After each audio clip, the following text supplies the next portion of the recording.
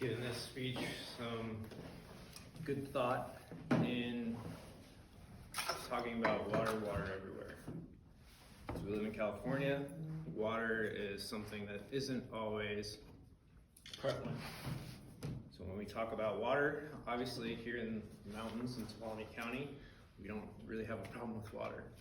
The Sierras give us all the runoff that we need and supply us with water, as with all the other mountain counties in California and very northern California, which that always confuses me.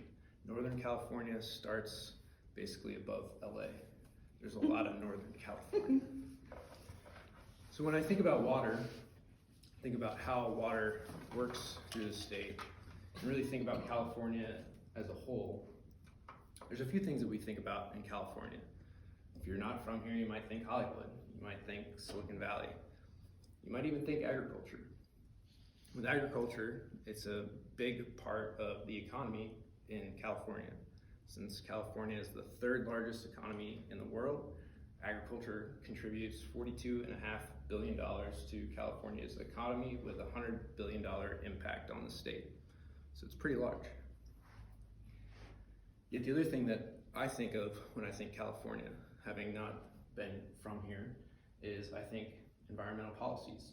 A lot of the environmental policies come out of California, and water just happens to be one thing that people focus on. Especially California is very well known for having a lot of vegetarian eaters and vegans and those crazy hippies that live in Berkeley.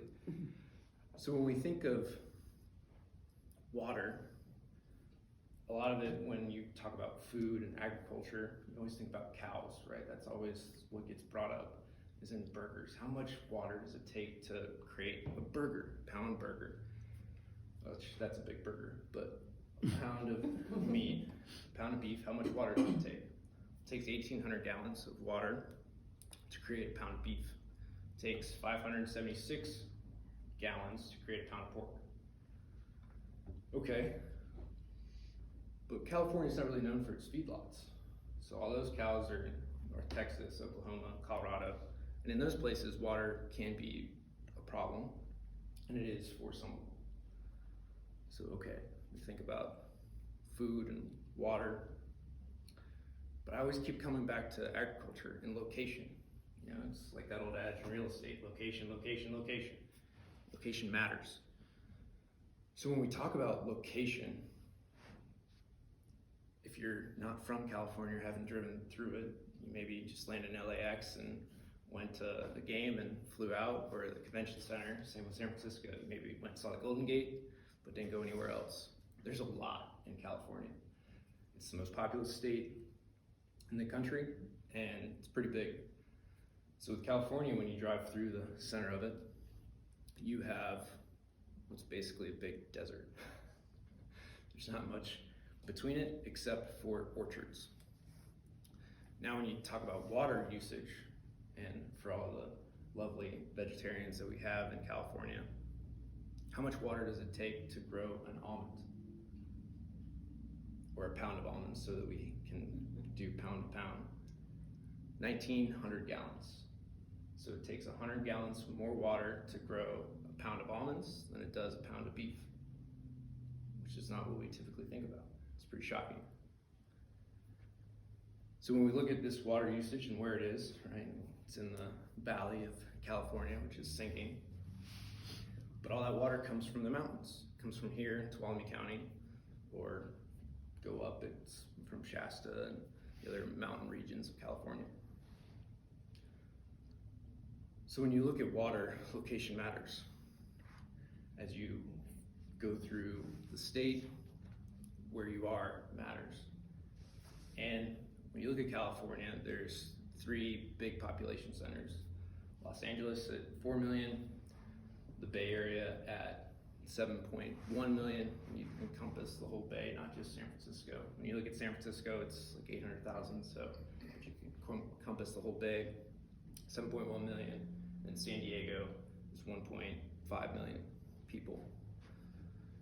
But then you look at, where are these places? Pretty sure LA is a desert. On a good year, it gets 13 inches of rain. On a bad year, it gets 3. Great to live, it's sunny. San Diego's similar, 13 inches of rain a year. The Bay Area, well, San Francisco in particular, 24 inches of rain a year. Just looking at some simple math, I don't think it can support the population centers that it has. Yet there's water everywhere, but not a drop to drink. As we look at these 3 big population centers, they're all in the ocean. So what's the deal, right? All of the water that they drink primarily comes from the mountains.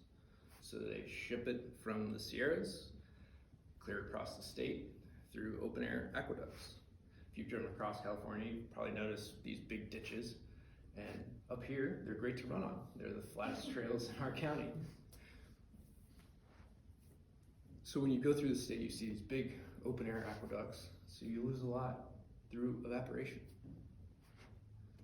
Yet they have a big ocean to bring in water. Yet only 2% of all the drinking water in California is from desalination. So when you look at water usage, most of it's coming from the mountains. In fact, in Yosemite, there's a sign that says, this water goes straight to San Francisco. So if you're in San Francisco, you're drinking from Yosemite. Mm-hmm. Yet they want to rip out the dams. Kind of hard to give you water if there's no storage. So when you think about water, there's a lot that goes into it. Location matters, where you are, the climate. And California is a big and diverse state. So the only real solution that I see for water in California is putting in desalination, because that's water everywhere. And maybe something to drink.